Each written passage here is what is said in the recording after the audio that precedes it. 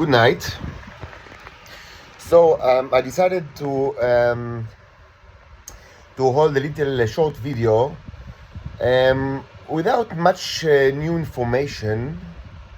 Just, I would say reorganizing information that was presented to you, my viewers, many times. But I do acknowledge the fact that recently the viewership had been increased, possibly because of the puppet show that we have in this earth, and possibly due to other reasons. And I do understand that some people ask, what's a guy like you doing in a place like this? Or in other words, how come, like a person like you that, manifestly and obviously, is a lot, has a rich professional background and very high level of education and not foreign to any human, I would say, mundane issues like business and money and people in general. How do you find yourself? Such a person, it's kind of unpredictable that he will find himself in a hostel for homeless people, surrounded with all this violence and always under arrests and under court orders. And I assume that clever people maybe do not want the actual details of how it came to be.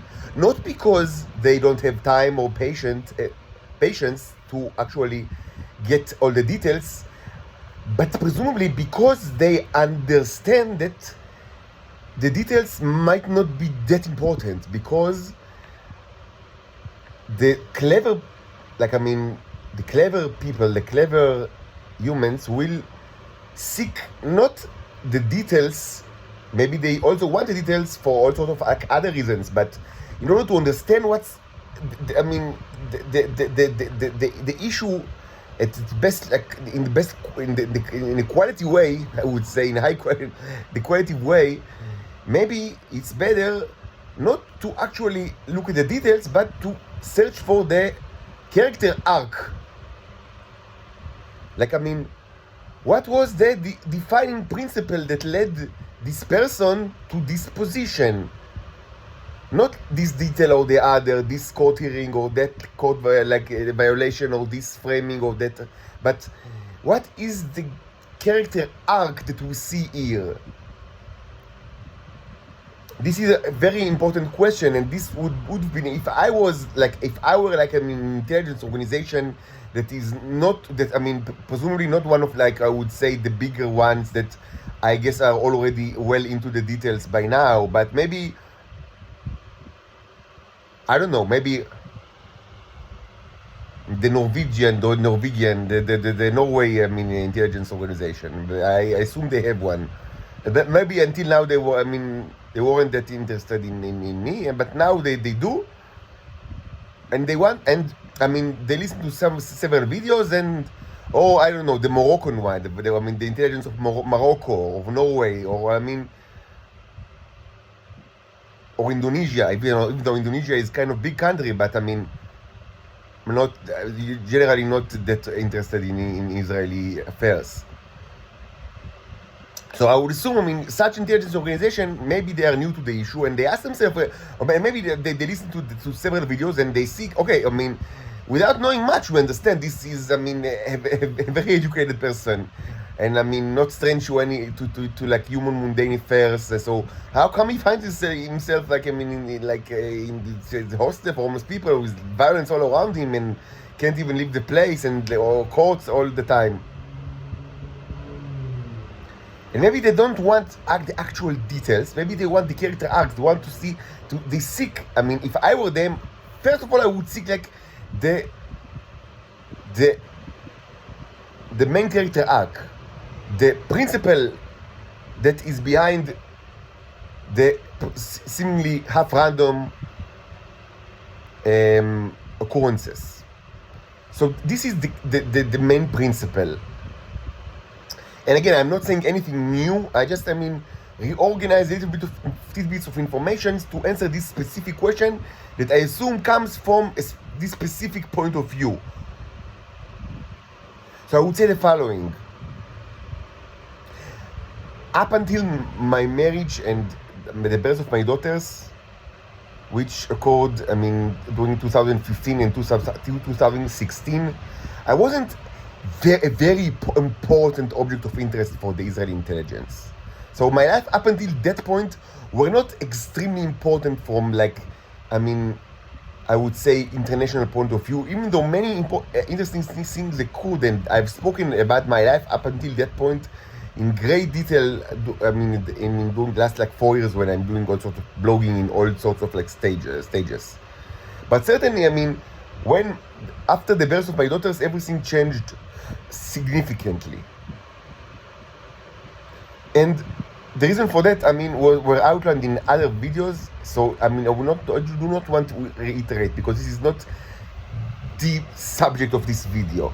I would say that the Israeli intelligence started to be extremely interested in me. So what does it mean? So, in the context of the Israeli intelligence, such an interest can only be manifested in one way, which is a terrible way. It means that they try to surround me with groups of people, and they try to enslave me. They try to become my handles, which means that they are my slave owners, and presumably I do whatever they want me. And they try to do it in all sort of like, I mean, places that, I mean, I go. The most, I mean, the trivial one is my workplace that they control because they have ways to control where I work, because they control my communication. Now, they can do it in all sort of ways. Yes, also romantically, by trying to, I mean, to trap me into to be romantically involved, or they just, or I mean, using my bosses in the workplace. And it's always manifested in the same way, in the most violent and cruel way, because 100% of the people of the Israeli intelligence are miniature, violent midgets. That's what they are, both females and males. Little violent microbes, like predatory microbes. That's what they are, and I've spoken about it quite a bit. And it's, again, describing them is not the subject of this video, but you need to understand they are predatory microbes. Disgusting, egoistic, and stupid. So the only way of operation, and no one can change this, even a direct order from the Prime Minister, which is the ultimate like manager of all the intelligence services, will not suffice to change the way. They cannot behave in any different way, because that's the way the Israeli intelligence is working. Doesn't matter if it's like Mossad or Shabak. That's the way they are. No one can change that. They are like that for many decades, and that's the way that it is. They are comprised of isolated groups of predatory microbes, and they only have one way, which is try to crush you, try to use all sort of like violent ways, and of course psychological, I mean, a method which it's not right now. It's not a place to speak about it, but I've spoken about it in the past. Maybe I'll speak about it in the future, because I promise that I will speak about the Soviet method in length. But in any case, they have all sort of like violent ways, both like physical violence and psychological violence, and of course they control the workplace. So I mean, so they have all sort of ways to terrorize you, with the sole purpose that you will be their shoe, that you will give them anything they want. You will lick their boots forever and ever. Now, this of course cannot happen, because why should I do it? Why? My life, I mean, why? Of course it cannot happen. Maybe they think it's possible because they conceptualize me as kind of like a robot that, I mean, eventually will do whatever their master told them. And maybe, and I mean, I've come to understand it recently, that it's not because they think that I am a robot, but they think, but that's the way they treat everyone. It doesn't matter if like it's a robot, or it's like an alien, or maybe it's like a 16-year-old Palestinian in Ramallah, which is the main clientele, as you know, or possibly, I mean, a foreign diplomat from Sweden, that I mean, they think that I mean they can like make a show out of him. It doesn't matter. That's the way they treat people. They do not have any other way at all. That's their only way of operation. They try to make a shoe out of you, so you will be their slave. They do not have any other way. It doesn't matter what kind of group of people we're actually dealing with. Now, they failed in that, and they miserably failed, because I only gather more information as time progresses, you understand very well. I now know more about them than the great majority of themselves know about themselves. And it's a fact. And they do not get my nanobots, they do not get the juice that they want so much. Of course, they made my life miserable. They tortured me, they took away my daughters from me, they made me penniless. Yes, they succeeded in torturing me, but I mean, they didn't have any success at all in their main objective, which is making me their slave. They don't get anything that they want. So what happened in the last couple of years is that each group that tried to make me their slave failed, and then used violence. All sort of violence. Like, and this includes, I mean, firing me for my job, making me lose money, and of course, physical violence and psychological violence. And each time this happens, my social status is degrading. I wasn't like that all the time. I was actually, I worked in quite respectable jobs, and I mean, I have very good education, like, I mean, the best, most prestigious, like, academic studies in Israel. And like, I mean, I don't need to put like on my credentials, because I mean, everyone listen to me understand it like by themselves. They don't need credential list. They don't need credentials or CV. But yeah, I mean, I had like, I mean, an apartment in my, like, I mean, in my possession, I mean, in the past, like, I mean, half of it, but nevertheless, and I now have nothing. Of course, I mean, I've had car, and I mean, yeah, I raised my daughters like in joint custody. My social status, and I mean, in the far past, I mean, it's kind of like something that I now, like, a distant memory. But I also had friends, actually. Yes, I've had friends, and of course, all sort of like, I mean, relationships with females, and including marriage. But I mean, before that, girlfriends, and you know, things like that. All of this is distant memory, because each time such a group failed in enslaving me, they put ton of violence on me, because that's the way they act.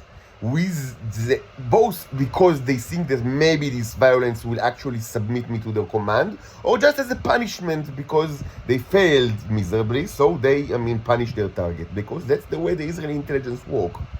So each time, additional failure to make me a slave inevitably caused more violence and more hardship in my life, and so my social status degraded.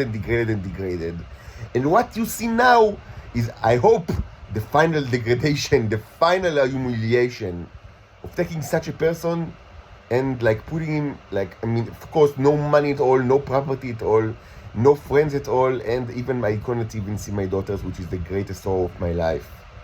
I have nothing at all, and I'm homeless, like in a hostel for homeless people under arrest. And of course, this here as well, we have, I mean, the usual group of intelligence people from the intelligence. Now, every time that I'm now, they cannot take any kind of group of people and put them in any situation. Of course, they're like the groups of people, I mean, they need to somehow match, I mean, the place in life where the target is. So when time progresses, the actual groups that surround me are actually have less and less chance to actually submit me to their command, even though they never had the chance. But they reach to a place that they cannot even speak with me, because I have nothing to say to them at all. I mean, what kind of, I mean, how can they enslave me if I don't have anything to speak with them, and I don't want to speak with any of them? Yes, I mean, I mean, what do I have to do? I mean, yes, why? I mean, I need to work. They expect me to somehow pretend that, I mean, I'm a robot that, I mean, belong to the gutters of society. I'm not. Why should I pretend something? I cannot even. And why would I do it even if I wanted to? And why? How would I do it? I mean, should I like, become an actor like them and like act like a person from the gutters? But I was not born in the gutters. I was not raised in the gutters. I was not educated in the gutters. I did not serve in the military in the gutters. I did not have like academic experience in the gutters, and I didn't have professional experience in the gutters. How would I be associated with gutter people?